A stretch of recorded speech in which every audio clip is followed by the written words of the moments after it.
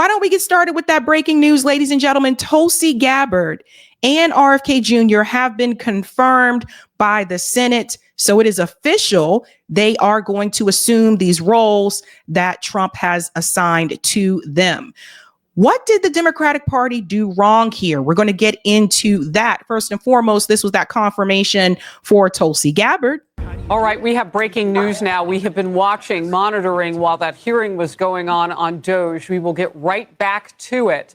But for now, Tulsi Gabbard has enough votes to become the next Director of National Intelligence. This would be the 14th member confirmed of Trump's choices for the cabinet. 6 more to go. I understand that as the count that we are. Okay.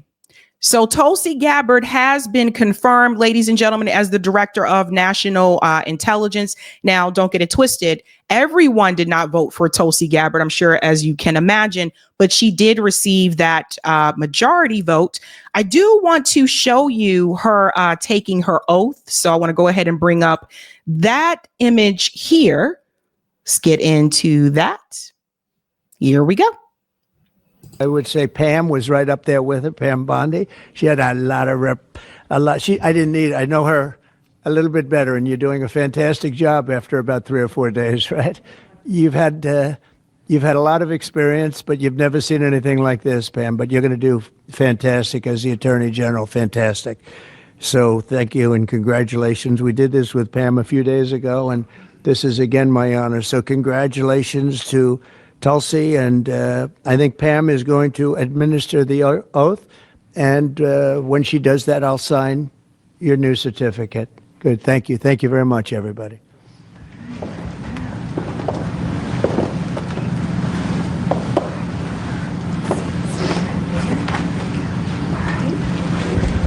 Please place your left hand on the Constitution and raise your right hand and repeat after me. I do solemnly swear I, Tulsi Gabbard, do solemnly swear that I will support and defend the Constitution of the United States that I will support and defend the Constitution of the United States against all enemies, foreign and domestic, against all enemies, foreign and domestic, and that I will bear true faith and allegiance to the same, and that I will bear true faith and allegiance to the same. that I take this obligation freely I take this obligation freely without any mental reservation without any mental reservation or purpose of evasion, or purpose of evasion, and that I will well and faithfully that I will well and faithfully discharge the duties of the office on which I am about to enter. discharge the duties of the office on which I'm about to enter. So help me God. So help me God. Congratulations. Oh boy.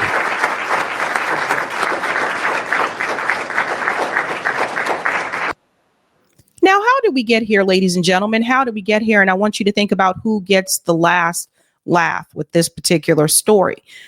How did we get here?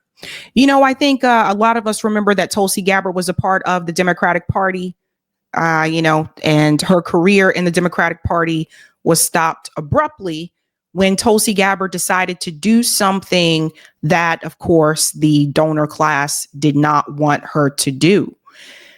Some people would say that it's the Democrats' fault that Tulsi Gabbard went this way, that Tulsi Gabbard is on Team Trump. And there's a lot of people that we can point fingers at. We can also say that Tulsi may be just an opportunist. I've said this before. I think that Tulsi Gabbard is an opportunist. I think she goes where is going to be best for her career politically. There are a number of things that I disagree with Tulsi Gabbard on. One of them being, of course, Israel. She is very, very wrong on that particular issue. She's also said some things that are Islamophobic. I'm heavily against that. A number of things. But she still got in. And what I want to show you is that there's one person who voted against Tulsi that I feel probably should have voted for Tulsi because of what Tulsi did for them. If we pull up this here, we can see how every senator voted on Tulsi Gabbard for Director of National Intelligence. And I just want to jump right to the chase. Let's just get right to it, honey buns. You can see that there were 52 votes to support Tulsi Gabbard, and there were 48 votes to oppose Tulsi Gabbard. And you will see that 2 independents opposed Tulsi Gabbard. So let's go ahead and jump down here and let's just get straight to the point. Opposes Bernie Sanders. Bernie Sanders and, of course, Angus King, the other independent, and he's from Maine, they voted to oppose Tulsi Gabbard. Now, we can just put Angus to the side for a second, okay? Just slide over there right now, Angus. And let's talk about Bernie Sanders. If there is anyone who probably maybe owes Tulsi a something, it's Bernie Sanders. Bernie Sanders was one of the people that stood up for Tulsi Gabbard and said she is not a Russian agent. You can still find the tweets on Twitter today. He said it's ridiculous the way that people are coming after Tulsi Gabbard. Of course, this was years ago. He stood up in defense of Tulsi Gabbard. But he decided to vote against her to confirm her for a part of the director of national intelligence. Now, my question to Bernie Sanders is this. If you spoke up for Tulsi Gabbard years ago when you said, stop calling her a Russian agent, that's ridiculous, and you said that she served her country, what was it that made you vote against her for this particular position? Because you had her back a couple of years ago. And the only thing that I can think of is the fact that Bernie was playing partisan politics. And of course, the Democrats did not want Tulsi Gabbard. And so Bernie Sanders was going along with the Democratic Party and what they want. I want to remind you of a time when Tulsi actually put her career on the line by making this decision.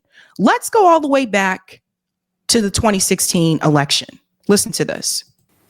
As a vice chair of the DNC, I'm required to stay neutral in Democratic primaries, but I cannot remain neutral any longer. The stakes are just too high. That's why today I'm endorsing Senator Bernie Sanders to be our next president and commander-in-chief of the United States. We need a commander-in-chief who has foresight, who exercises good judgment, and who understands the need for a robust foreign policy which defends the safety and security of the American people, and who will not waste precious lives and money on interventionist wars of regime change. Such counterproductive wars undermine our national security and economic prosperity. As these elections continue across the country, the American people are faced with a very clear choice. We can elect a president who will lead us into more interventionist wars of regime change, or we can elect a president who will usher in a new era of peace and prosperity.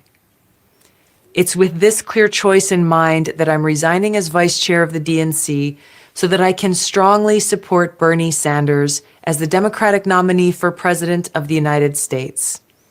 And now I ask you, stand with me and support Bernie Sanders. So at that point in time, Tulsi Gabbard was the vice chair of the DNC. Goot said, is this AI? No, that was Tulsi Gabbard back in 2016. She endorsed Bernie Sanders because honestly, between Bernie and Hillary, that was the right person to endorse. And that pretty much ruined her career in the Democratic Party because Hillary Clinton was done with her after that. And I think we all know the Clintons still have a strong hold on the Democratic Party.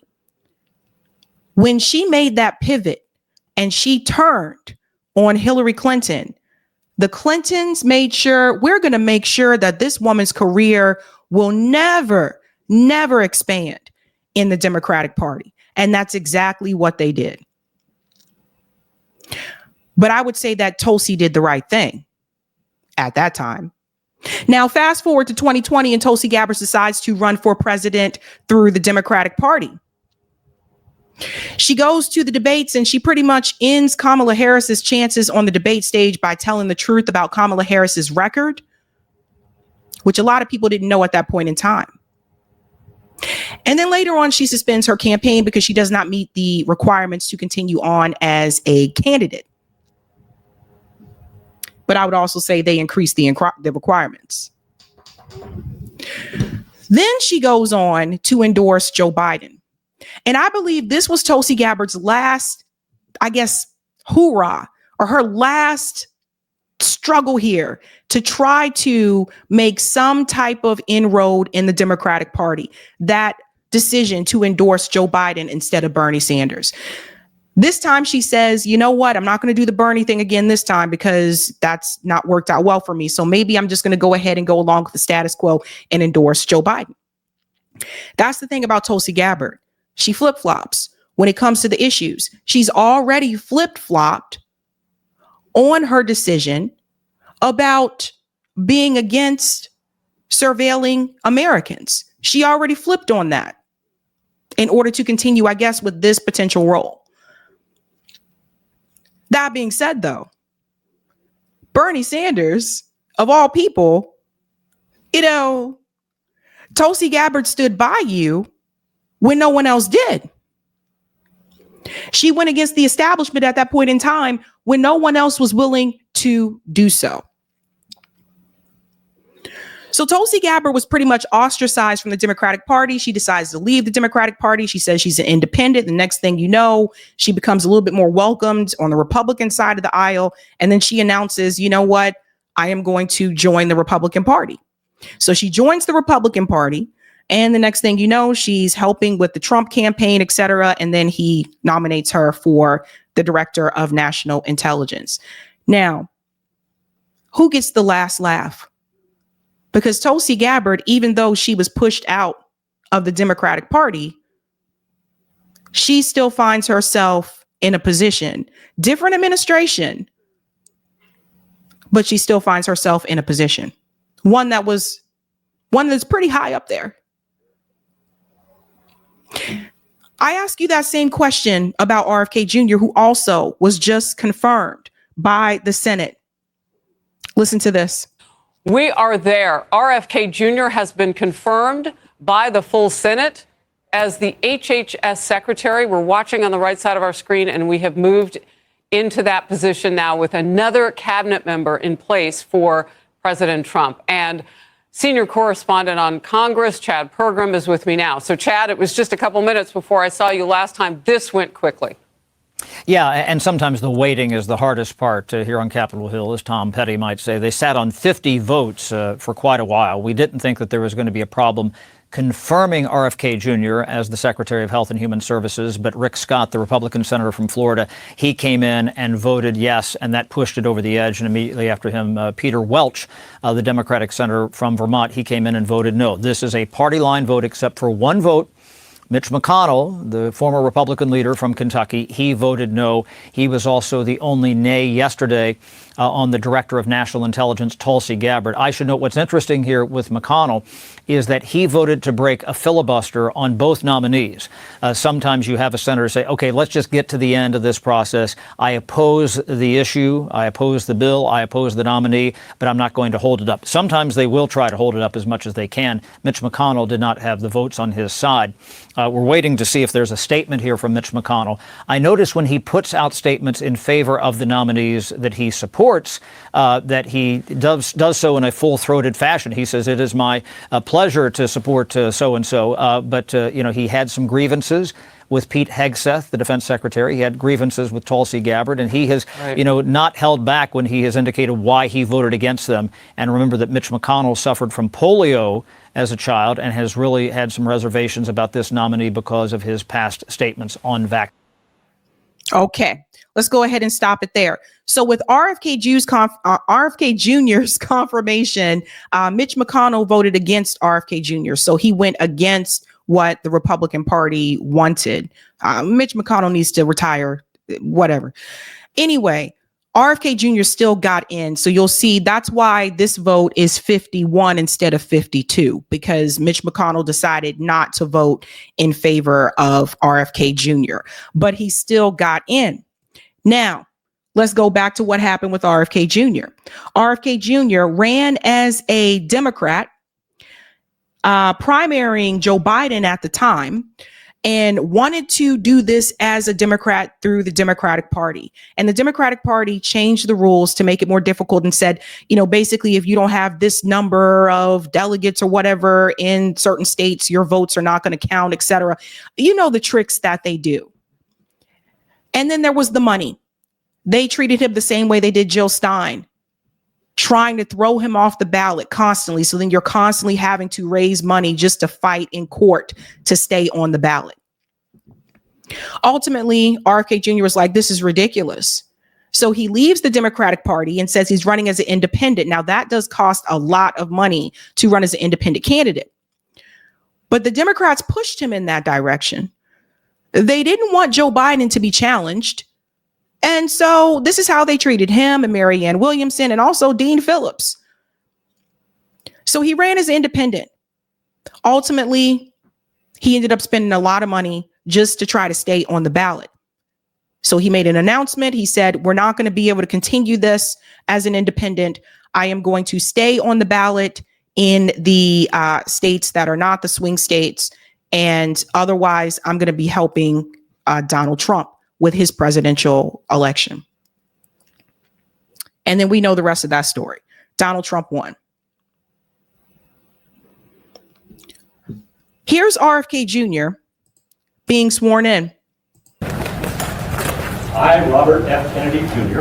I, Robert F. Kennedy Jr. Do solemnly swear Do solemnly swear that I will support and defend that I will support and defend the Constitution of the United States the Constitution of the United States against all enemies, against all enemies, foreign and domestic, that I will bear true faith and allegiance to the same, that I will bear true faith and allegiance to the same, that I take this obligation freely, I take this obligation freely without any mental reservation without any mental reservation or purpose of evasion, and that I will well and faithfully discharge the duties of the office on which I am about to enter. So help me God. Congratulations, Mr. Secretary. So there's RFK Jr. He is now sworn in. And he went on to say this. I want to show you what he said on Fox News. And again, I'm not a fan of RFK Jr. or Tulsi Gabbard.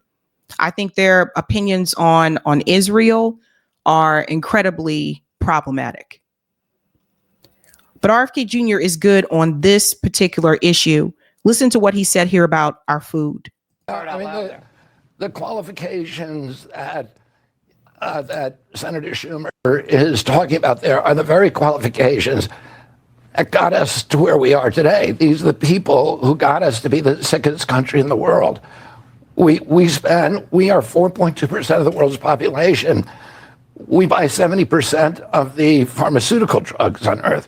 We spend 2 to 3 times what other countries pay for healthcare, and we have the worst health outcomes. We literally have the sickest population in the world. Those are the people that got us there. We do need a break. We need somebody different who can come in and say, I'm going to be a disruptor. I'm not going to let the food industry and the pharmaceutical industry run health policy anymore. We're going to turn health policy over to people who are actually concerned with public health. Are all drug company grants? Okay, so here's something I want to add about this.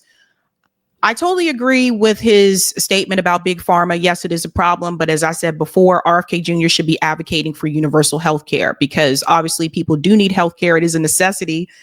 We got to stop saying it's a right and say it's a necessity. It is something that people do need. So my thing to him was to take it a step further and say, we need to make sure that people have health care in this country. That was my statement about that. When it comes to the food issue, because one of the things that he is heavily criticized is just how bad our food is in this country.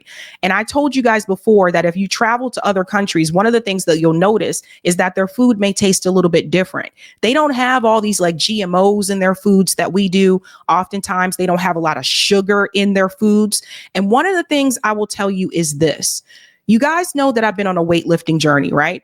Ever since I started lifting, I've started to pay more attention to the type of foods that I eat. So my diet changed completely. And as I started to pay attention to what I was eating, I think people will be surprised to find out even some of the foods that you think are healthy are loaded with sodium. How many of you, raise your hand if you go to Panera, right? Panera was kind of like my go-to. I thought it was pretty healthy, getting a salad from Panera and like doing my damn thing.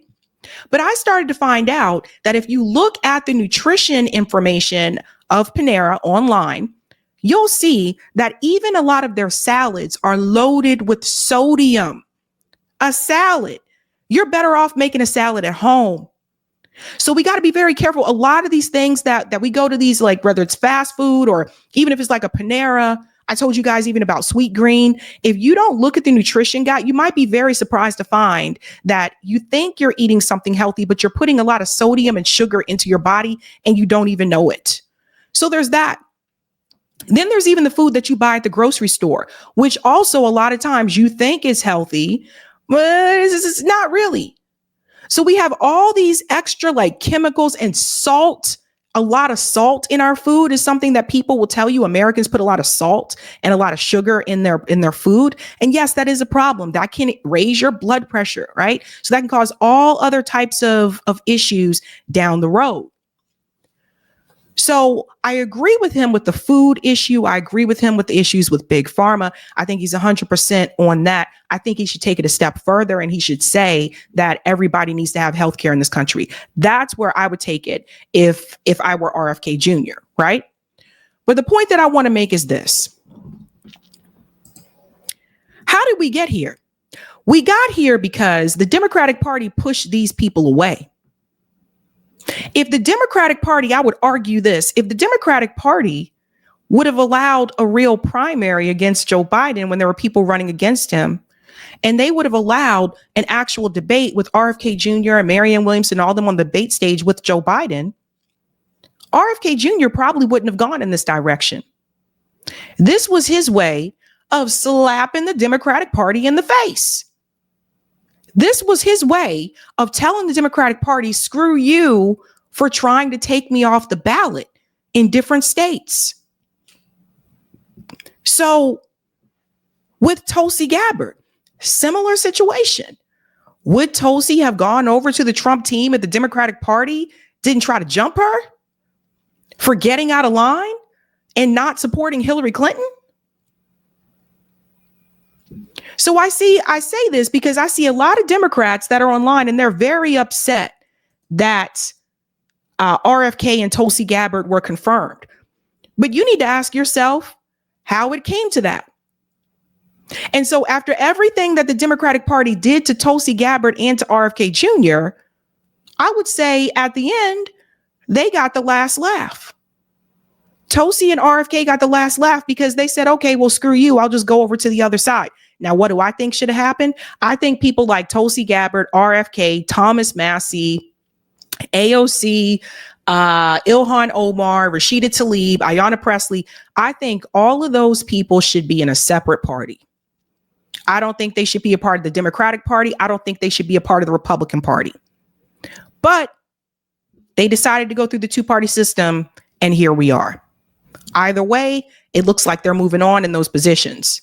And the Democratic Party is just sitting by and they're just wailing their arms. They don't know what to do. Hakeem Jeffries, we're going to talk about him Friday night. We're doing a deep dive into Hakeem Jeffries Friday night. Hakeem Jeffries is on Jon Stewart's show and he's telling him, well, I don't know. We don't know what to do and we can't do anything and we're not in power and da-da-da-da. These people are not fighters. And they literally sat there and they allowed people like Trump, Elon, Tulsi, RFK, they allowed people to basically walk all over them because they're passive. And this is what happens when you're passive. This is what happens when you sit by for all these years and you decide not to do anything for working people in this country. What happens? I told you this before. People go all the way over to the other side. And that's how we got here. Hey guys, this was a Sabby clip. If you like what you saw, hit that like button and subscribe.